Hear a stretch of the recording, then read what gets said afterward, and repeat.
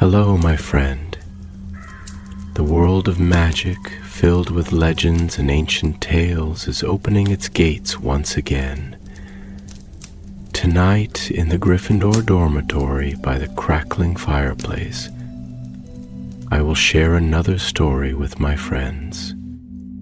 Join us, for the magic is about to come alive. The rain fell like forgotten voices that evening, tracing slow patterns down the stone walls of Hogwarts, whispering softly as they slid into the cracks of time. Thunder moaned far in the distance, not with violence, but with the low lament of something ancient. In the underbelly of the castle, where torchlight flickered like memories that refused to be extinguished, a boy walked alone.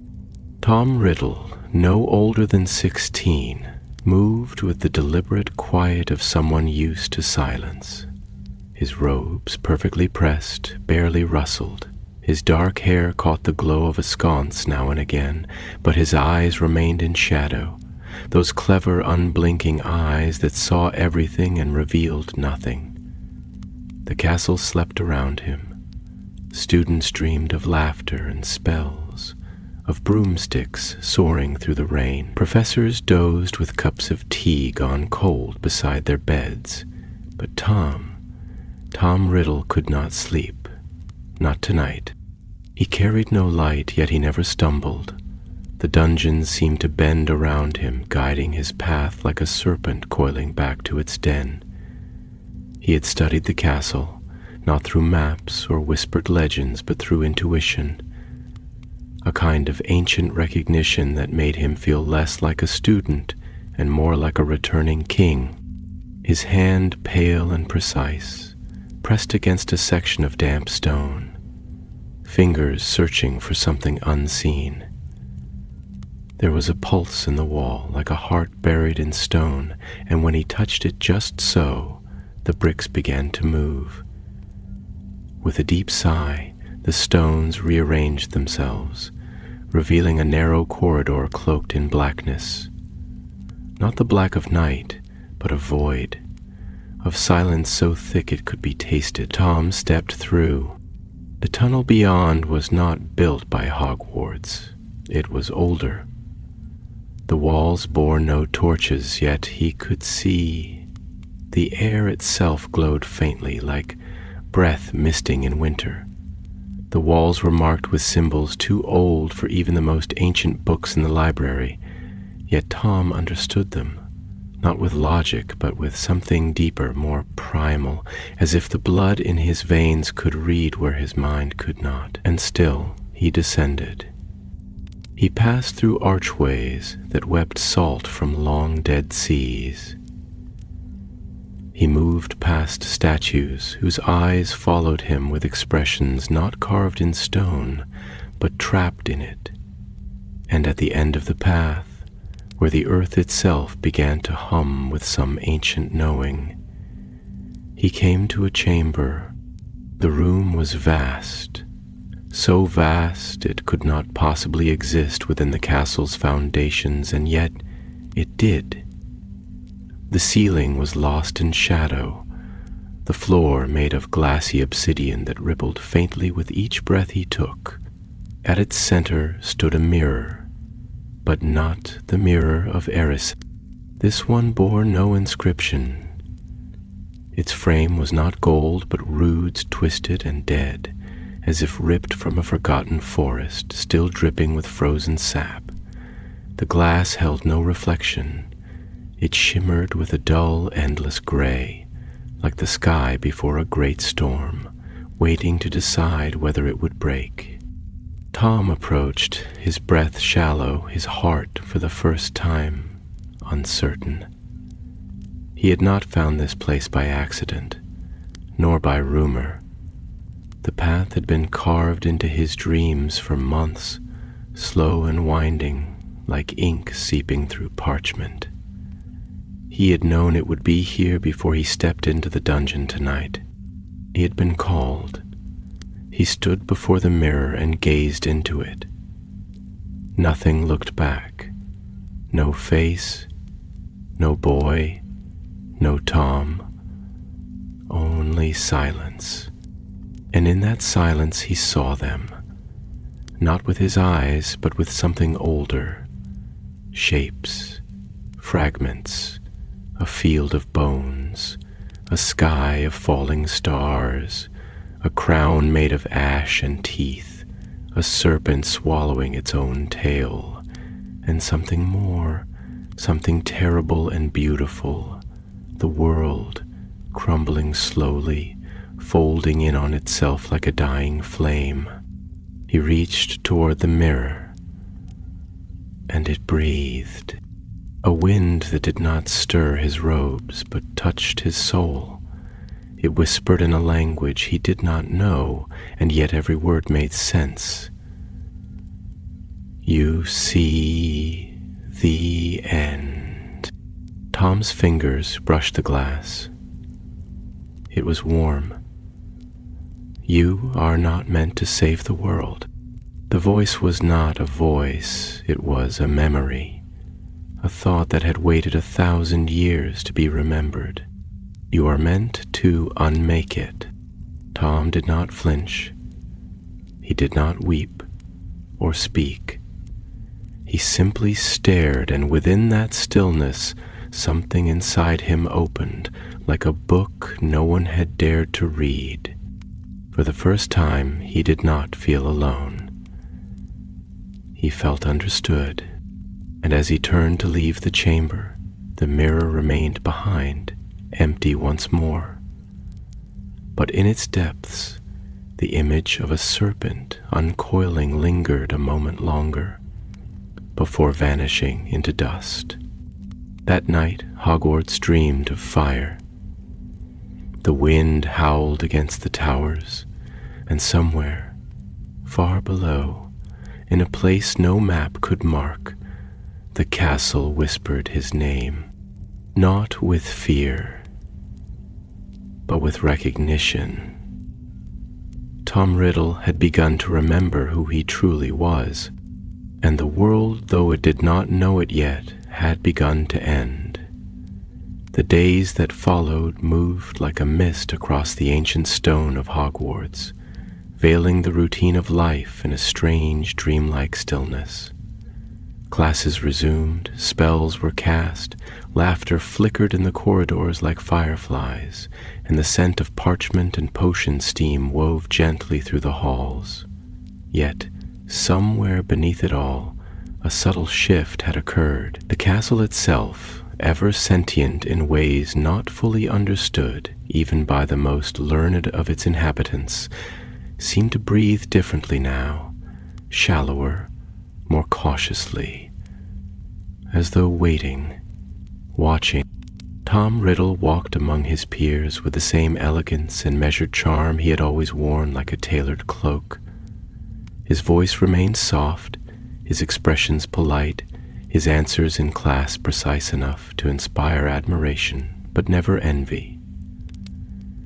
He still offered compliments when required, still smiled in corridors, still asked questions of his professors that made them feel as if they were speaking to someone not just intelligent, but genuinely curious. And yet something had quieted in him, not vanished, but settled, like the stillness of a frozen lake, concealing a current far beneath the ice. When he slept, he dreamed of the mirror, not as it had been, but as it might be. In his dreams, the roots of its frame spread outward, cracking the stone beneath, reaching up the walls of the chamber like fingers desperate to hold the ceiling aloft. The glass itself shimmered with images of ruin, great cities swallowed by ivy and flame, the sun dimming like the final breath of a candle, and 1,000 voices whispering from the void. Yet he awoke not with dread, but with clarity. For Tom, dreams were not intrusions, they were instruction. He returned to the hidden chamber often, though never in haste. Each journey was measured, deliberate, each step a silent affirmation of purpose. And with each visit, the silence of the mirror spoke more fluently. It no longer whispered only of endings, but of origins. It showed him Slytherin not as a founder, but as a prophet, one who had seen that the arc of magic would bend not toward peace, but toward stagnation, mediocrity, weakness. Salazar, the mirror suggested, had not wanted to dominate the world. He had wanted to save it from its own unraveling by refining it, distilling its power into something purer. Tom sat before the mirror one night for what felt like hours, the chamber bathed in the soft pulse of its lightless glow. He had begun bringing parchment with him, old pages torn from unused textbooks, their backs covered in diagrams and notes now overridden with symbols he had seen only in dream. Not all of them made sense to him, not yet, but they stirred his blood with a promise of eventual comprehension. Knowledge was a flame, and Tom had always known how to tend fire. And then, one evening, as he traced a serpent-shaped rune along the edge of his parchment, the mirror spoke again. Not in image, but in thought. You ask why the world should be saved. Tom's breath caught. The words were not sound, but sensation. A ripple through his chest, as though the chamber itself had drawn breath through his bones. You see decay in the robes of your professors. You see fear in the eyes of those who pretend to guide. You see war, not in prophecy, but in memory. He closed his eyes, feeling the weight of those truths settle around him like a second cloak. Yes, he had seen it. Not in the pages of history, but in the edges of conversation, in the cowardice cloaked in ceremony. Wizards afraid of change, clutching to the past like children clutching fading stars. And what would you do, the mirror breathed, if you could unweave what has been poorly spun? Tom opened his eyes. He saw himself now. Not the boy in the mirror, but the boy beyond reflection. A vessel, yes, but not a puppet. A will forged in solitude, honed in isolation, sharpened by the long silence of the orphanage and the careless words of adults who never looked twice. He had never wanted pity. He had wanted purpose. I would burn what must be burned, he said aloud, his voice echoing softly in the chamber. Not for vengeance, not even for power, but because something must. The world is rotting beneath its own rituals. And the mirror smiled, not with lips nor face, but with a soft shift in the air, a hum of satisfaction like a chord struck deep in the earth. That night, Tom left the chamber not as a seeker, but as an heir. Above, the stars trembled faintly over the spires of the castle, veiled in soft mist. The lake, vast and silent, mirrored the clouds without question, and deep within the belly of the earth, the mirror settled back into its vigil, its glass faintly pulsing with warmth. The boy had accepted the call. Tomorrow he would begin again, but not as a student, as something else, something new. And in the silence between the walls, the castle whispered, not in words but in breath, slow, reverent, uncertain. He is becoming. The sun broke gently over the horizon, casting long golden fingers across the dew-draped grounds of Hogwarts. The light slid silently through the tall windows of the castle, warming the old stone walls, brushing the portraits with flickering radiance, and illuminating dust motes that danced in the quiet air like ancient spirits newly awakened. But in the Slytherin dormitory, nestled beneath the weight of the castle and the waters of the lake above. The dawn did not reach. Down there, the shadows held sway even in the earliest hours, wrapping themselves like old velvet around the stillness of green-draped beds and dark wood furniture. And upon one of these beds, perfectly made and cold to the touch, lay a book, not of schoolwork, but of secrets. Tom Riddle was already awake, of course. He had risen before the others, his routine shaped not by obligation but by precision, by the deep, gnawing hunger to move always one step further into the depths of things.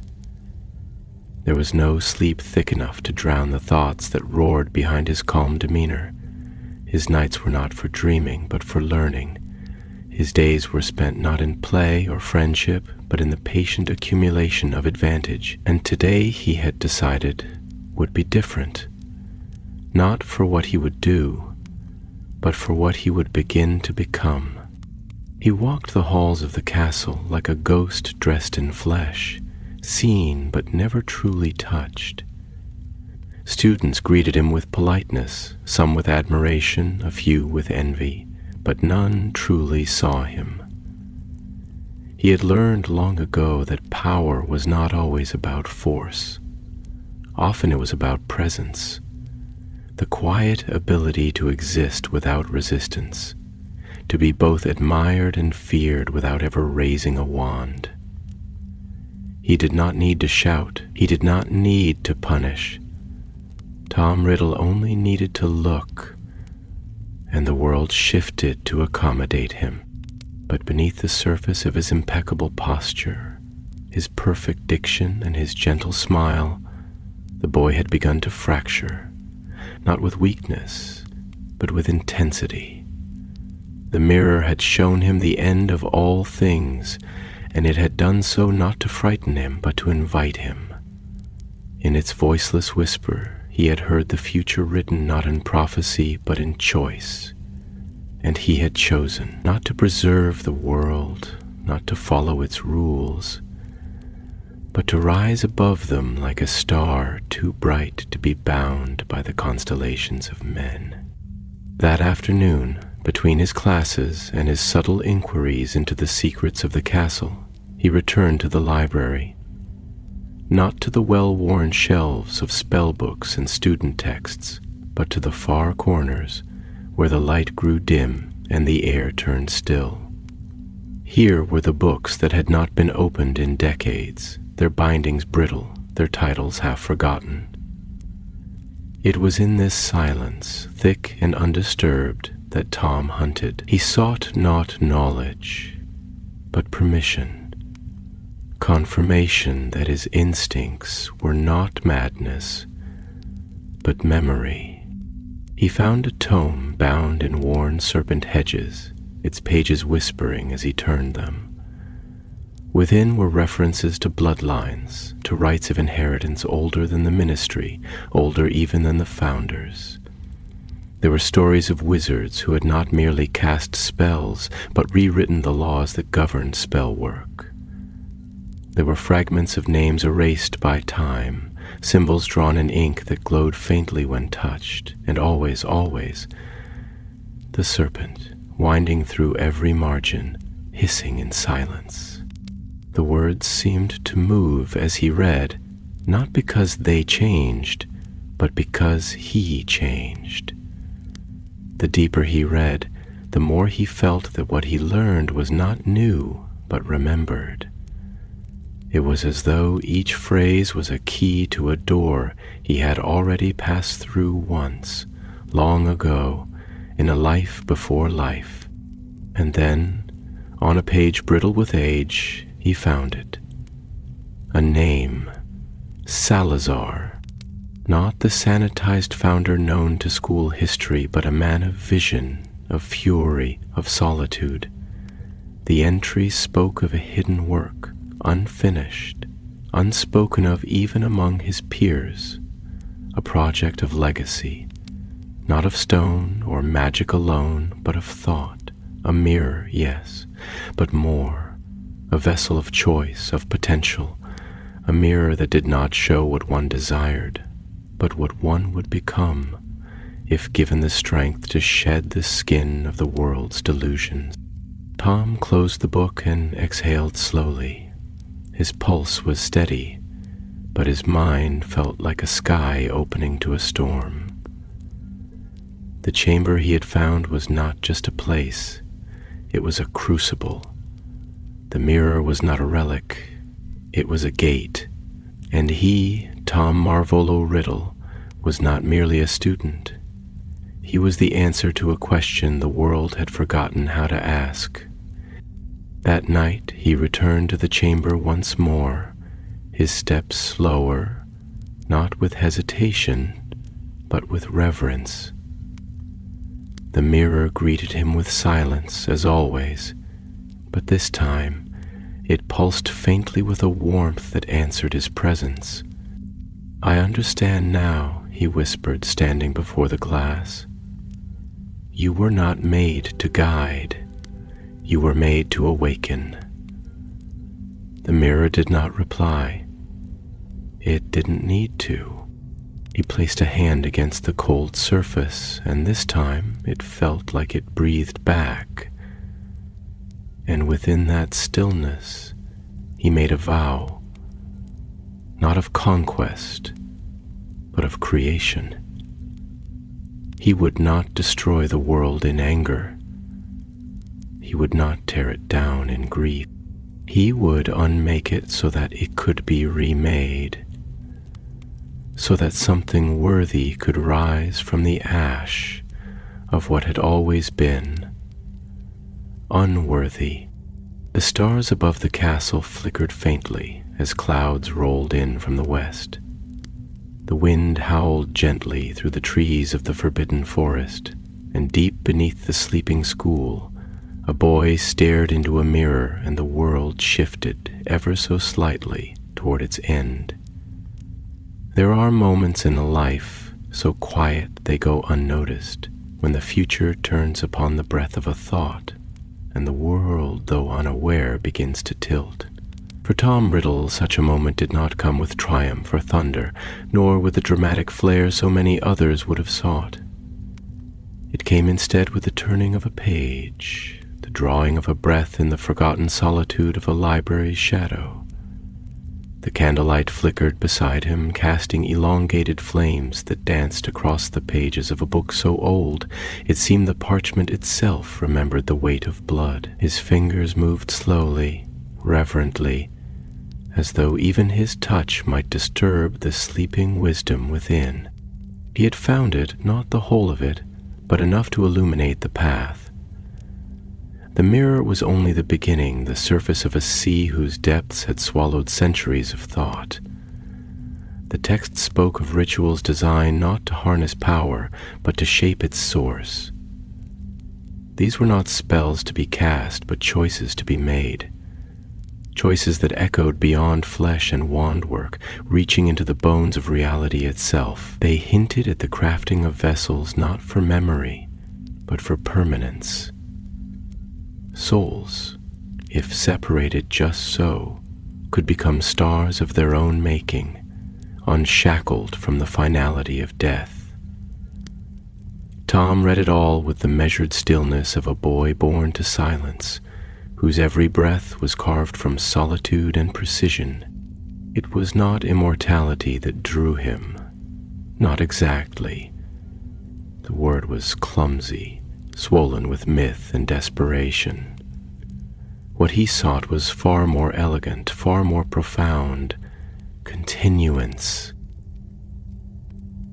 The ability to remain, not as a name etched into the brittle histories of man, but as a force, an idea, a presence, to linger unseen and untouched by the erosion of time, to outlast the cycle of decay that had claimed every wizard, every thinker, every visionary before him. Death was not his fear. It was the absence of meaning that haunted him. The thought that even greatness might one day be forgotten, diluted in the noise of generations, too small to carry its weight. He closed the book slowly, the final page whispering shut like a secret return to sleep. Outside, the castle creaked in its ancient bones, and the wind pressed softly against the tall windows as if trying to listen in. The world was so full of forgetting, even here among stone and tradition and magic, there was a kind of rot beneath the surface, an unwillingness to see deeper, to question the rules that had shaped them. He had watched his professors, brilliant but shackled, bound by tradition like vines choking a tree. He had seen the way Dumbledore looked at him, not with suspicion, but with a hope that Tom found almost insulting, as though the man still believed goodness might flower in him like some dormant seed, waiting only for the right care.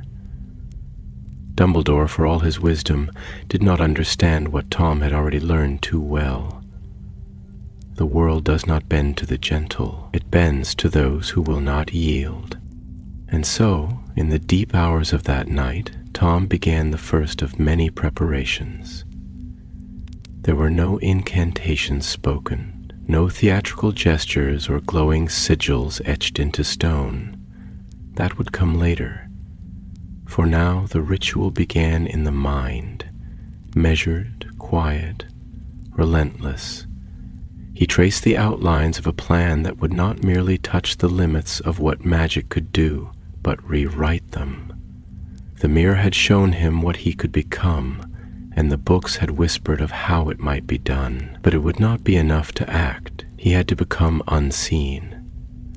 For the greatest transformation is not the one that happens in fire and spectacle, but the one that happens without anyone noticing, until it is already too late. He returned to the chamber beneath the castle, not as a seeker, but as a craftsman returning to his forge. The mirror awaited him in its hushed reverie, and he stood before it like one consulting an oracle, not for prophecy, but for partnership.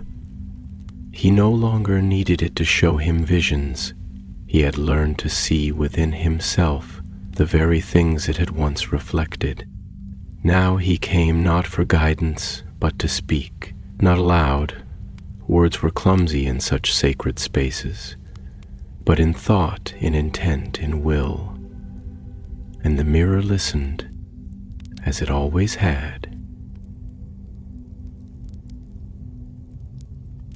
I will make myself into something the world cannot break, he thought, his eyes fixed on the quiet shimmer of the glass. Not a man, not a name, but a force. I will become the end of forgetting. I will become the shape of inevitability. The mirror pulsed softly, its frame groaning like ancient wood remembering the weight of 1,000 winters. And for a moment Tom felt it not just within the chamber, but within the very stones of Hogwarts, the breath of the castle itself. Something had shifted. The old magic buried deep in the bones of the school stirred faintly, like a slumbering dragon opening one golden eye. It did not yet know what had awakened it, but it would. And far above, as clouds broke over the towers and the moonlight bathed the high windows in silver sorrow, a quiet fell over the school, like a final exhale before the storm. The students slept, their dreams filled with foolishness and fables, their futures still pliable as wax. But beneath them, in the echoing dark, a boy shaped by silence had begun the slow, methodical unraveling of the world. The first seed had been planted. The world would not remember when it was sown, but it would never forget the harvest. The days blurred as the season deepened, the once crisp autumn air growing heavy with the scent of leaf smoke and damp stone. Hogwarts, wrapped in the folds of time like a dream held too long in sleep, moved forward on the rhythm of its centuries, unchanging on the surface, yet slowly shifting beneath, like the roots of an old tree turning through the earth, Students studied, laughed, quarreled, and played. Lessons were taught, duels practiced, owls delivered news from worlds beyond the castle walls, and all the while, hidden in the depths of that living, breathing giant of enchanted stone, something ancient was stirring into wakefulness, not summoned but remembered. Tom Riddle, ever precise, ever composed, carried on the illusion of normalcy with a grace that bordered on artistry. He answered questions with insight and never arrogance, corrected his peers with kindness so subtle it left no wound, and earned the admiration of those who saw only the surface. He had become a mirror himself, reflecting exactly what each person hoped to see. To the professors, he was the bright star of promise, a reminder of what the future of wizard kind might look like. To his fellow students, he was mysterious, poised, a figure of elegant self-sufficiency whose very aloofness was magnetic. And to those rare few who glimpsed something darker in the way his eyes lingered too long on certain texts, or how his fingers tightened slightly when hearing the name of a muggle, he was simply complicated. But beneath it all, beneath the charm and civility, the boy who had once longed to belong had begun to long for something else entirely. Dominion, not over others, but over fate itself. It was not cruelty that drove him, not in the way most would understand it. Tom did not seek to harm for the sake of harm, nor to punish simply because he could. No, his ambition was cold, clean, and clinical, a force of nature observing decay and seeking its cure. He looked upon the world and saw structures designed to prevent greatness, systems built to tame power instead of elevate it. The laws, the schools, the traditions, they were cages dressed in silk, binding not the dangerous but the exceptional, and he had no intention of being caged. That winter, as snow began to gather in white hush across the parapets and the black lake froze into a mirror of its own, he began the first of the true rituals. Not those paltry charms and wand work that filled the curriculum, but the rituals of blood, of soul, of memory. He did not take life, not yet, but he did take silence, binding it to word. He captured the breath of frost on the window pane, whispering into it secrets only he dared speak, then sealed it into a glass vial etched with runes he had carved into his own hand. It bled, as all true knowledge must, and the blood sang as it struck the spell-marked stone. The room in which he worked, another chamber beneath the school, unearthed not by map but by instinct, shuddered faintly at his will. The castle did not resist him. It recognized him. Each night he returned, not in haste but with the sacred deliberation of a weaver threading a tapestry from strands too fine for most to see. He brought no followers, trusted no confidants, shared nothing with those who admired him. Solitude was his crucible, his sanctuary, his weapon. It was in aloneness that he was strongest. There no masks were needed, no apologies required. It was there that he spoke with the echo of Salazar himself, not as a boy to an ancestor, but as a successor to a vision. The voices he heard were not madness, not hallucination, but memory waking within the walls, like embers reignited in ancient hearths. The founders had built this place for legacy, and Tom would be its final fulfillment. The mirror, though silent now, remained his sentinel. He had learned that it did not speak endlessly. It revealed only what was necessary, only when one was ready. And Tom, though certain in his purpose, was patient. He did not beg it for more, he did not demand. He waited and in waiting grew stronger. One night, as the wind howled through the forbidden forest and the stars blinked out behind a veil of snow, he stood again before the glass, not seeking vision, but offering promise. He placed before it a journal, bound in black, its pages empty but for the first inked line, "I am not what the world has made of me." He did not write his name. Names, after all, were temporary.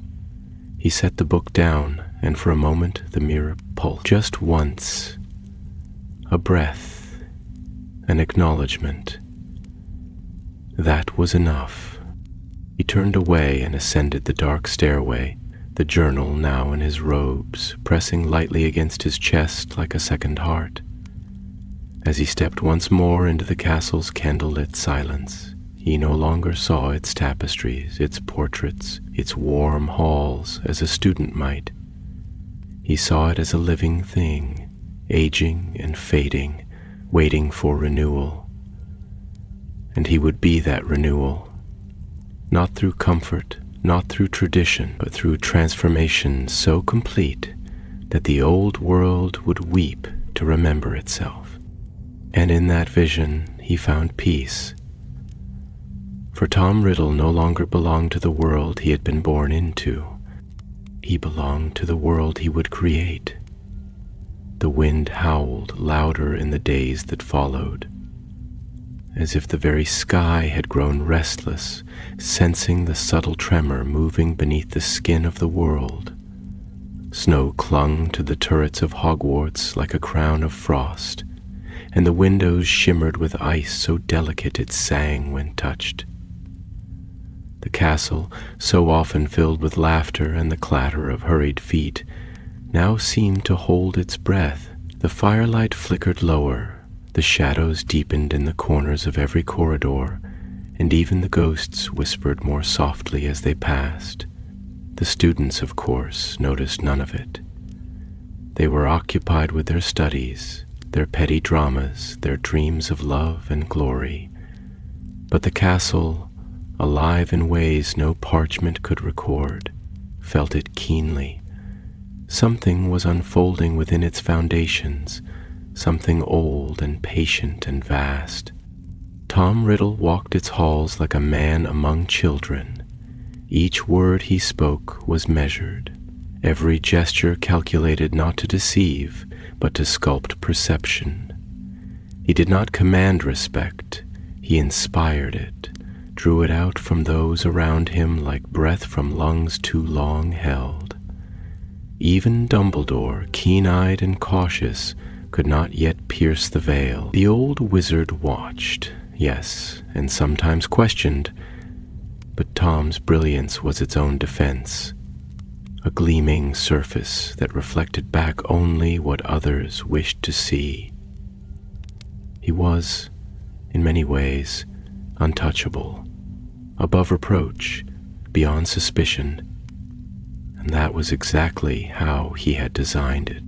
But beneath the elegance of his facade, the true work continued.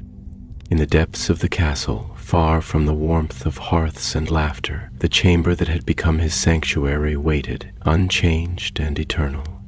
The mirror, silent and dark, remained the sentinel of his transformation.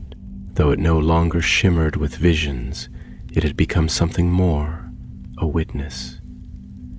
Each time he returned, he brought with him a new piece of the puzzle, another artifact, another whisper of power carved into parchment or stone. The books he unearthed spoke of soulcraft, of the delicate, terrible alchemy of division. They told of vessels made not of wood or glass, but of life itself, of objects turned sacred by sacrifice. He learned how a soul once whole could be splintered, preserved, hidden in plain sight.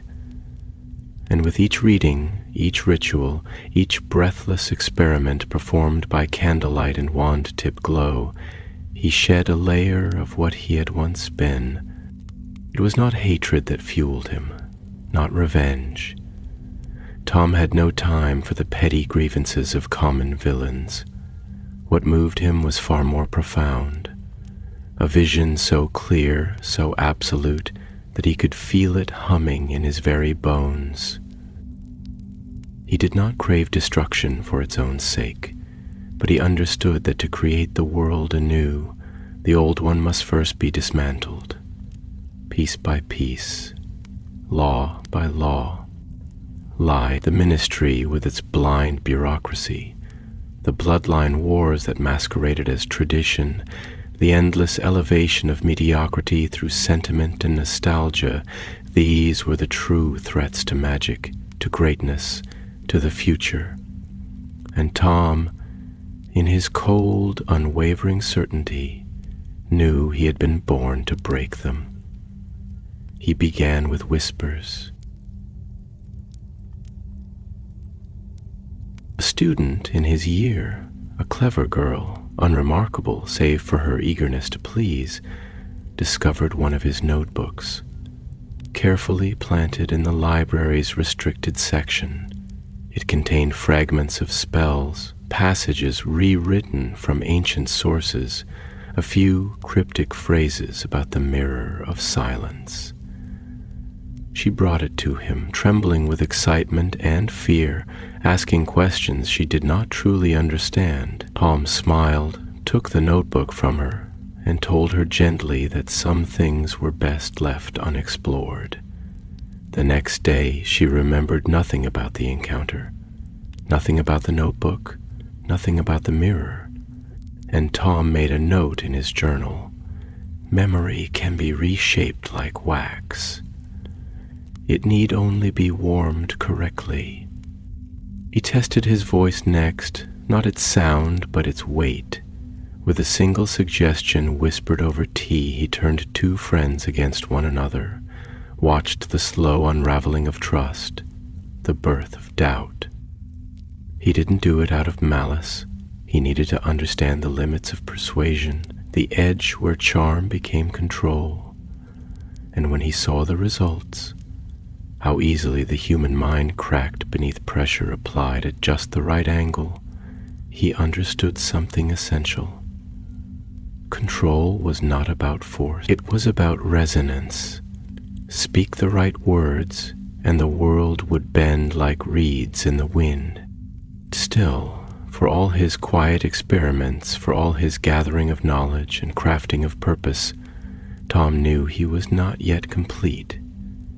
To become what he had seen in the mirror, he would need more than intellect, more than discipline. He would need to sever the last tie that bound him to the boy he had once been, the part that still longed for recognition, for belonging, for love. And so he went, alone, into the deepest part of the forest one night, beneath a sky so black it seemed to swallow the stars. There, in a grove older than the school itself, he performed the first true act of becoming. He did not kill, not yet, but he offered something of himself to the dark, a single drop of blood, spilled onto the roots of a tree that had stood since the days before wands. The wind died around him, the earth held its breath, and in that silence he whispered a vow. I will not be forgotten. I will not be bound by death or name.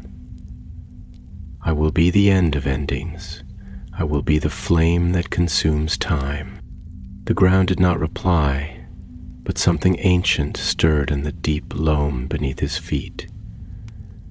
The tree, black-barked and silent, shivered once, then stilled, and Tom Riddle turned away.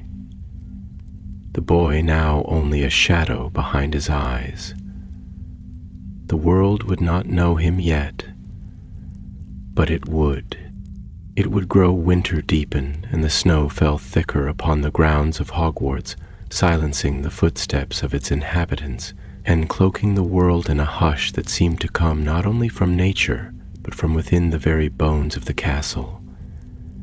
Beneath the pale sky and the drifting flakes, the towers stood like frozen sentinels, timeless and unmoved.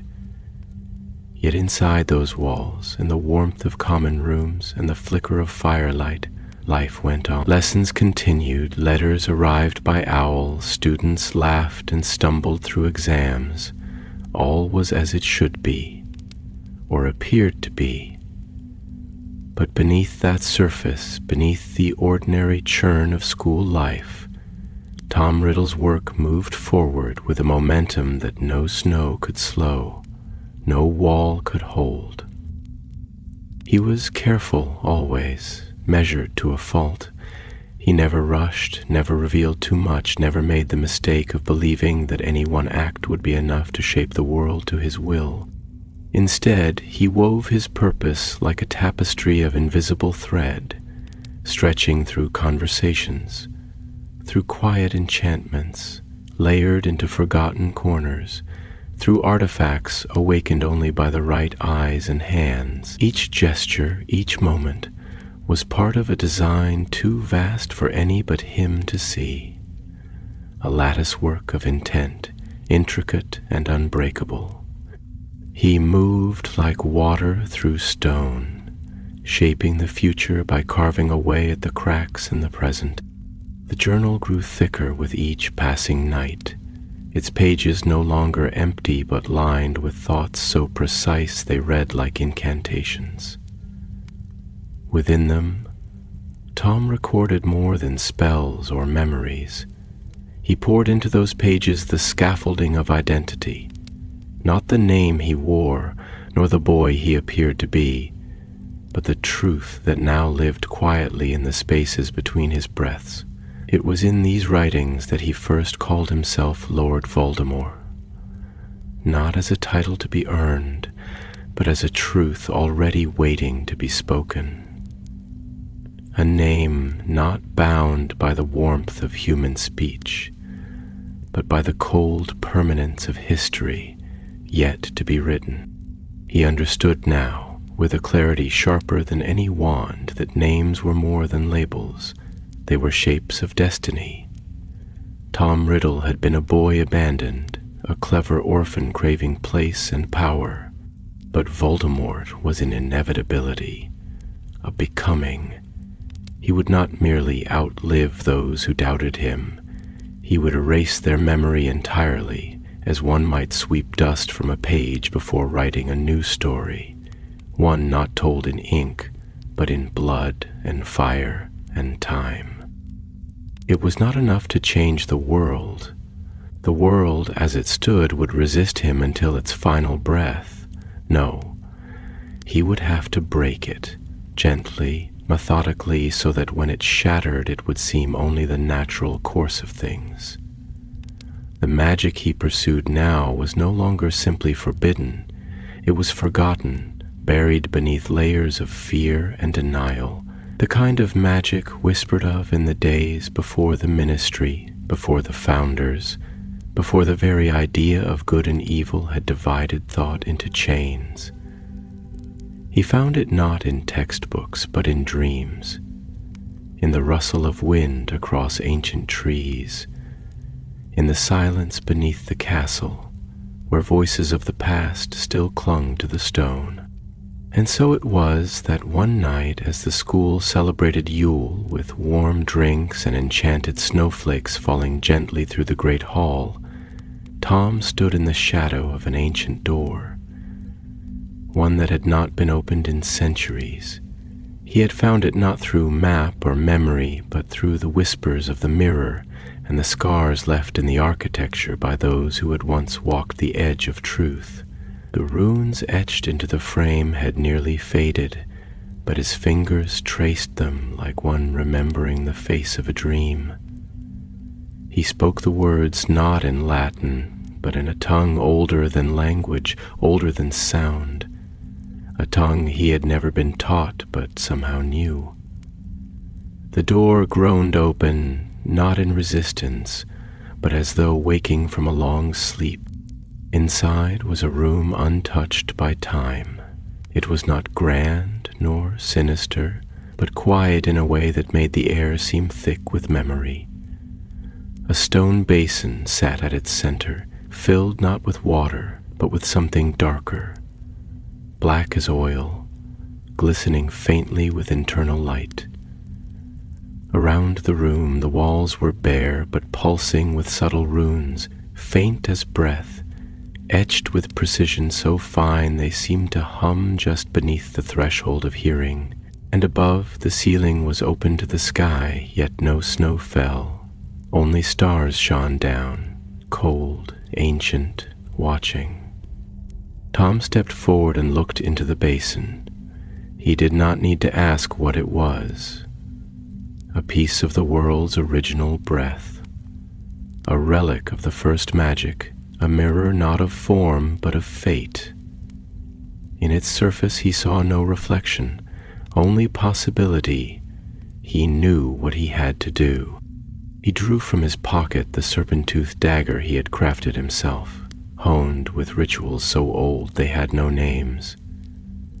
Slowly, without hesitation, he cut the skin just below his thumb and let 3 drops of blood fall into the black liquid. It did not hiss or boil. It opened. And what rose from it was not a voice nor a vision, but a memory so vast it had no shape. It was understanding. It was the architecture of power laid bare, the knowledge of how to sunder the soul, not in sorrow, but in purpose, of how to become plural, of how to hide oneself not in shadow, but in myth.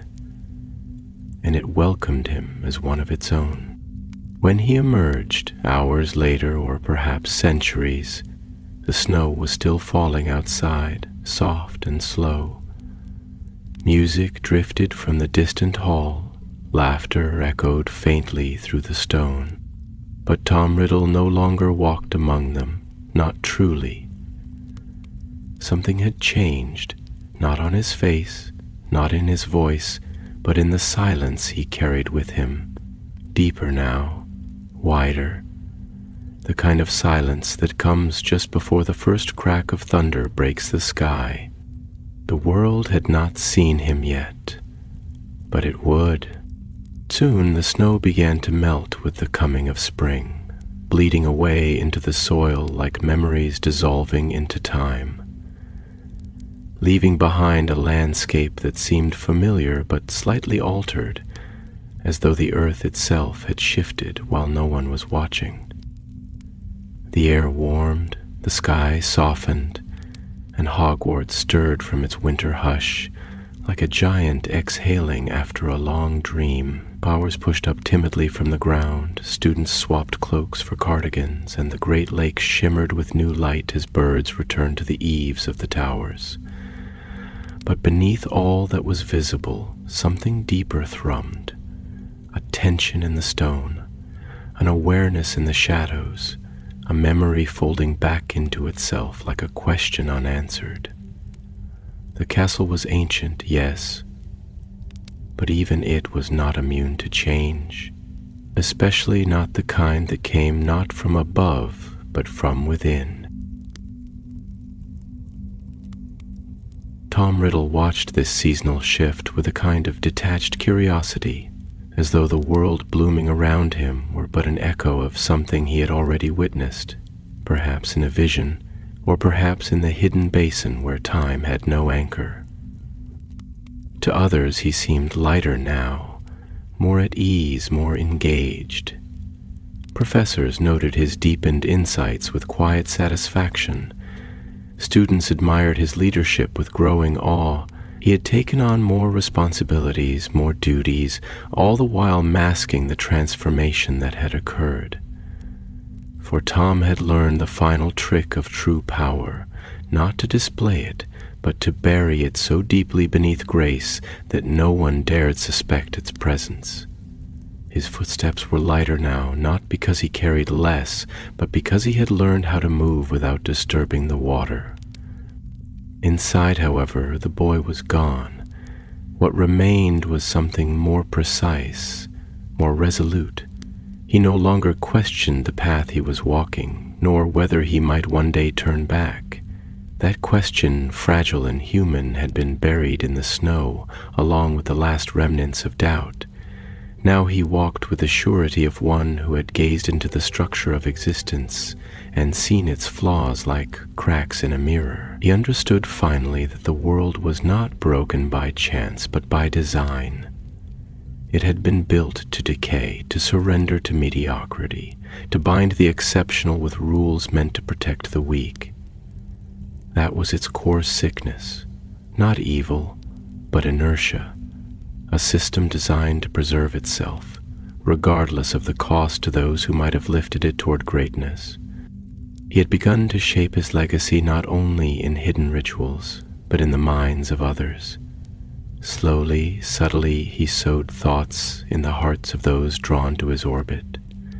Ideas about purity, about strength, about the lies that held the magical world hostage to guilt and softness. He spoke not of conquest, but of truth, not of war, but of order. He framed his beliefs as questions, asked quietly in study groups or after curfew walks. Why should the bloodline not matter if magic itself is an inheritance? Why should tradition be feared if it has power? Why must power always be hidden when it could be used to build something better? And those who heard him, those with uncertainty already in their veins, those tired of being passed over, those who felt the pull of old songs sung in dark corners of the world, they listened, they nodded, they remembered. He was building something, not an army. Not yet, but a foundation, a mythology. The idea of Voldemort, though still unspoken aloud, began to coalesce not only in his journal, but in the spaces between his followers' thoughts. A presence without a face, a voice without a name. He had become not a leader, but a lodestone, drawing forth the hidden hunger in others and giving it direction. This was the beginning of immortality, not in body, but in influence.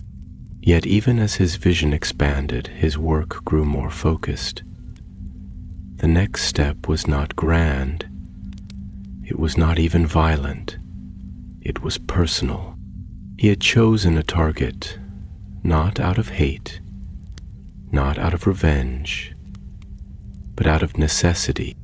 A boy, quiet, clever, kind in the way that weak things are. He was a Muggle-born, gifted in charms, respected by teachers, unnoticed by peers.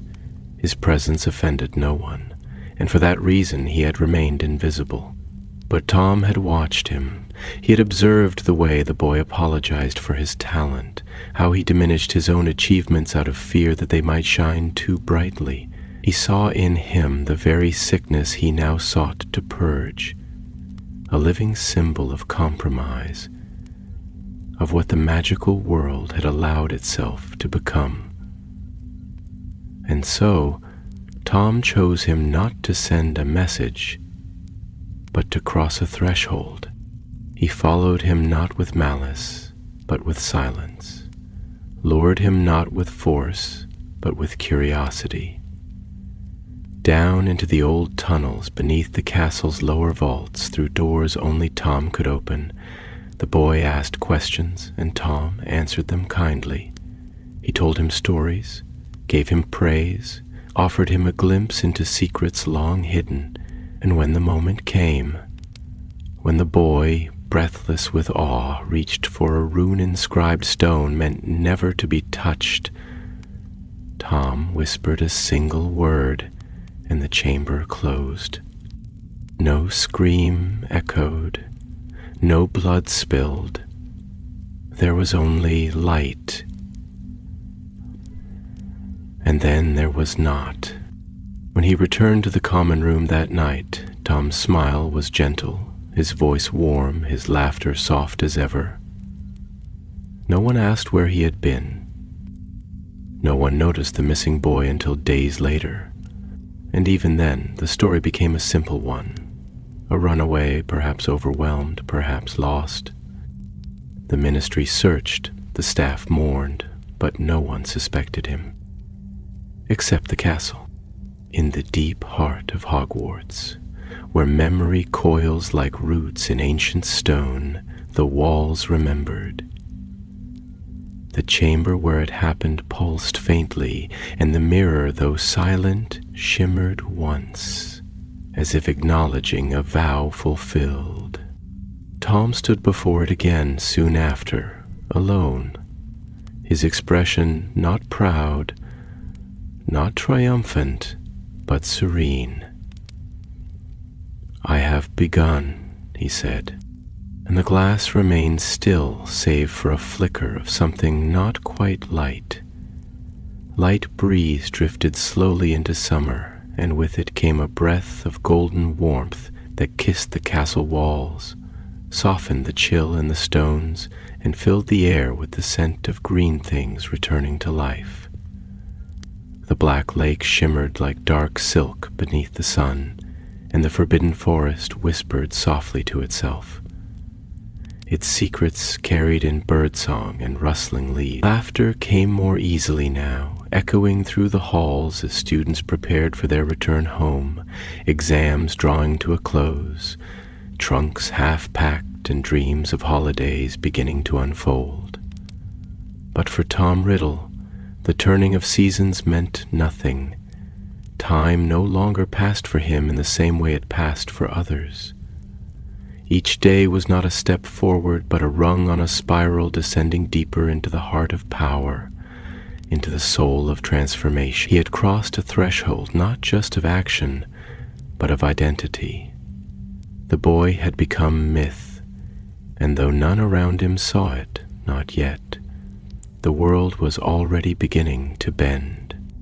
He moved now with an ease so practiced it appeared effortless. His words, always chosen with surgical precision, now shaped entire conversations like riverbeds carved by the quiet persistence of current. Teachers praised him with increasing reverence. Fellow students deferred to him unconsciously, like flowers turning to the sun. Even those who disliked him could not explain why, nor could they quite summon the will to speak against him. His presence had become a kind of gravity, gentle but absolute. He no longer needed to impose. He simply was, and others adjusted. Beneath that surface, however, his work intensified. The murder he had committed, that cold, measured ritual cloaked in a gentle lie, had left no stain upon his mind. No remorse touched him, no hesitation. It had been necessary, not as an act of cruelty, but as a shaping of truth.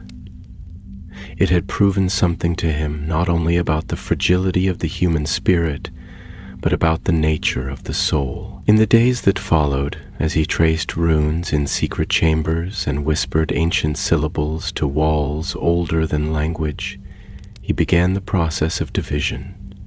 Not physical, not yet, but metaphysical, ritualistic, symbolic, etched into word and will and fire. He had learned that to split the soul was not merely to damage it, but to refine it. Each piece cut away was not lost, but honed, concentrated, made eternal. And so he prepared. Carefully.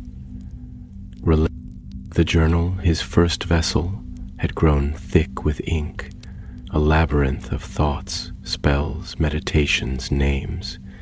It contained not only his secrets, but his self. It was not simply a record, it was a seed, a spark, a fragment of what he would become. And soon he would anchor it in blood and memory, seal it with rites so profound the world would forget how to break them. He would place in it not only his knowledge, but his intention, his vow to return, to endure, to rise no matter how the winds of time sought to bury him. This was not vanity. This was not fear of death. It was continuance. It was design. The mirror, though silent, remained his companion through each stage of this evolution. It no longer needed to speak, for it had become a part of him, an extension of thought, of vision. When he stood before it now, he saw not prophecy, but affirmation. The boy who had once stared into its depths and seen the bones of kings and stars dying in silence no longer sought understanding. He was understanding. The mirror reflected nothing, and in that nothingness, he saw the shape of all things to come. And yet, in the stillness of one particular evening, something shifted. He had returned to the chamber as he always did, walking the hidden path that no other could find, his footsteps soundless, his eyes calm. The mirror awaited him, unmoved, unchanged. But as he stepped into the room, a breath of wind stirred from nowhere, flickering the torchlight, sending shadows crawling like living things along the floor. He paused, not in fear. He no longer feared, but in recognition. The castle was speaking, not through words, through feeling. He placed a hand upon the stone wall and closed his eyes. And then, like a heartbeat echoing through the bones of the earth, it came. A presence, not human, not even entirely conscious. The castle itself, or something older still, bound into its deepest roots, awakened by what he had done. It did not judge him, it did not resist, but it watched, and in its silent witness, Tom felt not threat, but pressure, like a weight being measured, like the ancient world, curious to see what kind of god he would become. He opened his eyes, smiled faintly, and whispered, "You are not my enemy." The wind fell still,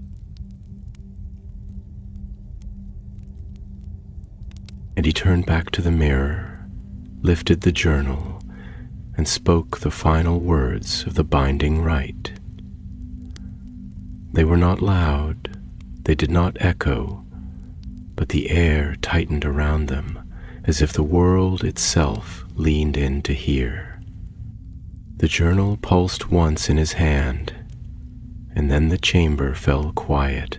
The first Horcrux had been made, not in blood alone, but in silence, in intention, in will. And outside, the sun dipped behind the mountains, casting the castle into shadow, as if the light itself had sensed that something sacred had just been broken. But Tom Riddle felt no sorrow, no weight, only purpose. One soul, now two, and many more to come. The final days of the school year passed like the final notes of a song, soft, lingering, woven with memory. Students bustled through the corridors with a kind of restless joy, speaking in loud voices, making promises they would soon forget, already nostalgic for moments they had not yet left behind. The castle echoed with laughter and the clatter of trunks on staircases, and the scent of parchment and summer air mingled in the halls like the breath of a book being closed. Yet, in the quiet hours, beneath that noise, beneath even the movement of time itself, something ancient stirred with new awareness. It had no voice, no name, and yet it knew. It had felt the fracture, the first true sundering of soul within its walls, and it listened now, not as a place. Tom Riddle stood at the edge of that ending, watching it all unfold around him with a calm so complete it bordered on divine detachment. He was no longer simply the brightest boy in school, nor even the secret heir of a forgotten legacy. He was becoming. Each heartbeat was a continuation of a design that now extended far beyond the reach of childhood. He had moved past desire for praise, past the hunger for affection or inclusion. What lived in him now was something cleaner, sharper, a sense of inevitability that made every word he spoke, every step he took, feel like part of an unfolding prophecy written not in stars, but in choices. He moved through the castle like a phantom king, his every motion watched and yet unremarked. Teachers shook his hand with pride, students clapped him on the back with congratulations, and all of them imagined they had glimpsed the whole of him. None of them had, none of them could. They saw only what he allowed, the warm smile, the poised gratitude, the aura of promise. But what walked beneath that surface was something older than promise, deeper than smile or speech. It was a will wrapped in flesh, a God still speaking, in a boy's voice. He said his goodbyes softly, offering no flourish, no sentiment. For him, Hogwarts had already ended. The halls had taught him what they could, and the castle had yielded its last secrets. What remained now was memory, his memory, carved into the stone, soaked into the foundations, bound forever into the silent places that would never fully forget his presence. And though the others would leave with tearful farewells and a sense of stories closing, Tom knew better. His story had not closed, it had begun.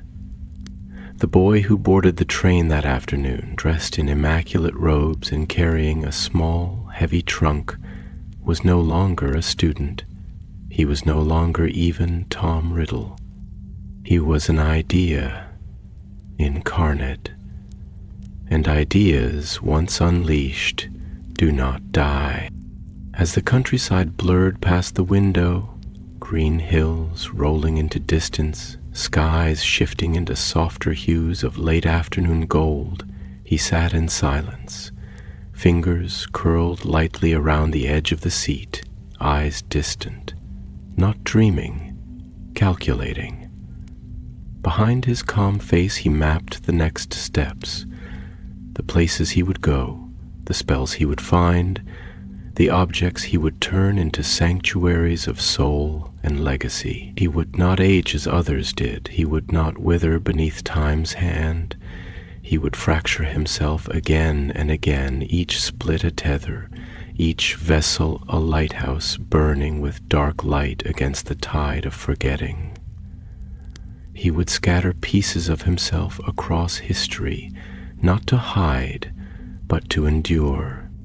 And when the world finally realized what he was, when they whispered his name in dread and wonder, when their stories turned from hope to caution, he would already be too deep, too wide, too rooted in the very bones of existence to be removed. Tom closed his eyes as the train curved around a bend, and in the darkness behind his lids, he saw it. A world remade, not in cruelty but in clarity, not ruled by fear but shaped by it. For fear, he had learned, was not the enemy of order. It was its instrument, and through it he would guide the world like a hand on the neck of a serpent, gentle, inevitable, and absolute. He opened his eyes again only when the train began to slow, the platform emerging ahead like a threshold. He did not glance back. There was nothing behind him now, only ahead. He stepped onto the platform as the others rushed into waiting arms, into warm embraces and waving hands. He walked past them unnoticed, slipping through the veil of their joy like smoke through fingers. His footsteps made no sound. His shadow clung close, sharp and long. And far behind him, in a chamber buried beneath centuries of stone, the mirror stood in silence, unchanged, unwatched. But within its glass, just for a moment, something flickered. Not a boy, not a name, but a crown of serpents, and eyes like black suns, and the silence whispered what the world had yet to learn. This is how the world ends. Not in thunder, but in a boy who watched and waited, and then, very quietly, began. The world, as it often does, went on believing in its illusions. Years passed, as they always do, rising like waves, falling like dust. New students came to Hogwarts, laughing down the same halls, tracing the same staircases with feet unaware of the footsteps that came before. Professors aged, portraits gained new wrinkles and tales, and the seasons, faithful in their turning, cloaked the castle in bloom and snow, in storm and sunlight. Time wore away at memory's edges, smoothing sharp truths into soft stories. They spoke of Tom Riddle as a gifted boy who had gone astray, a tragedy of promise undone. They whispered of Voldemort as a shadow cast long over their days of war, a name to be spoken rarely and only in caution. But they did not understand. Not truly, for Tom had not vanished. He had not been defeated, not in the way they believed. What he had become could not be buried beneath rubble, nor ended by the flick of a wand. They mistook the shattering of his body for the ending of his story, not knowing that the boy they feared had long since stepped beyond such limits. He was not a name, he was not even a man. He was a shape in the pattern, a wound in the weft of reality, a silence between heartbeats. And silence, once planted, grows. There are still places in the castle where the air feels colder for no reason, where torches flicker without wind, where footsteps echo too long or not at all. In the deepest corners of the forbidden forest, some trees grow twisted with knowing, their roots coiled around secrets never spoken aloud. And in the mirror, hidden, forgotten, sealed away by those who thought its silence was safety, there lingers a shimmer, not of prophecy, but of memory. And if one night a curious child should find their way into that chamber, should brush away the dust, should light a single candle and look into the glass, they will not see themselves. Not at first. They will see the bones of kings. They will see stars weeping into dark, and they will hear a voice not spoken in sound but in knowing, a question, not who are you, but what will you become?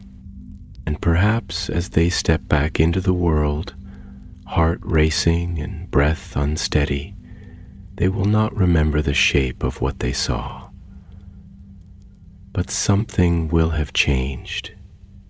A seed will have been sown, and somewhere far away in the quiet between lives, a boy smiles, not kindly, not cruelly, but as one who remembers. The end, they had called it, but he had always known better. It was only ever the beginning.